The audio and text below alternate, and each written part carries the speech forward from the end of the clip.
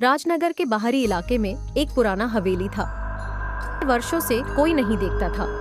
हवेली के बगीचे में रात को अजीब तरह की फुसफुसाहटें सुनाई देती थी। लोग कहते थे कि वहाँ एक छोटे भूत डोरा का बसेरा है। डोरा एक बच्चा आत्मा था। नाम उसकी मासूमियत और नासमझी की वजह से पड़ा था, लेकिन उसकी मासूमियत खतरनाक थी।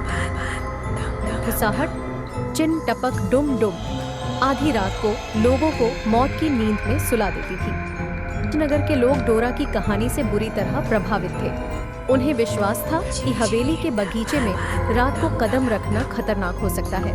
लेकिन एक रात विवेक, एक युवा पत्रकार, इस रहस्यमय कहानी की सच्चाई जानने के लिए हवेली में प्रवेश करने का निर्णय करता है।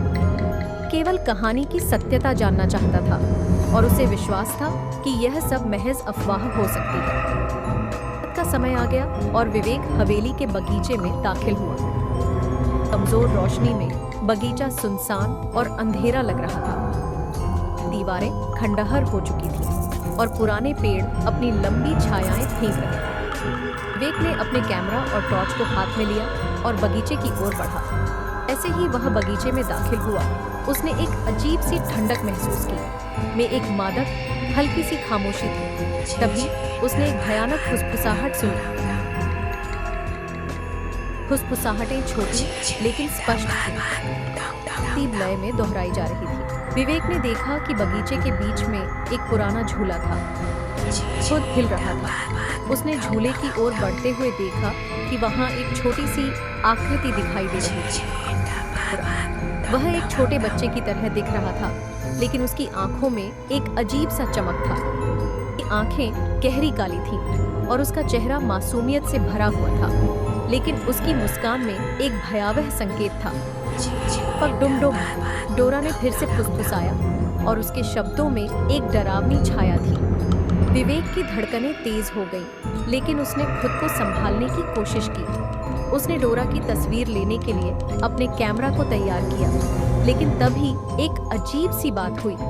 डोरा का चेहरा अचानक बदल गया और उसकी मुस्कान एक क्रूर हंसी में बदल गई। डोरा की हंसी सुनकर विवेक के शरीर में ठंडक दौड़ गई। उसने महसूस किया कि डोरा की मासूमियत केवल एक छलावा थी। डोरा ने अपने छोटे हाथों को हिला दिया और अचानक हवा में एक बेतरतीब झोंका आया।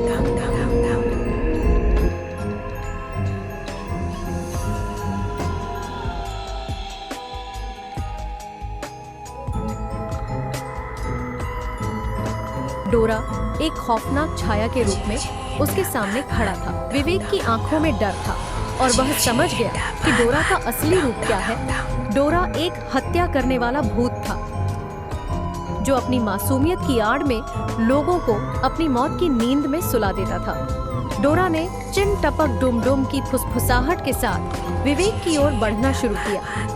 उसकी आंखें चमक रही थीं और उसकी हंसी ने हवेली के बगीचे को एक डरावनी जगह बना दिया था। विवेक ने अपने जीवन के लिए संघर्ष किया, लेकिन डोरा की शक्ति और क्रूरता के सामने उसकी कोशिशें बेकार हो गईं। अगली सुबह जब लोग बगीचे की ओर आए तो उन्होंने विवेक को मृत पाया।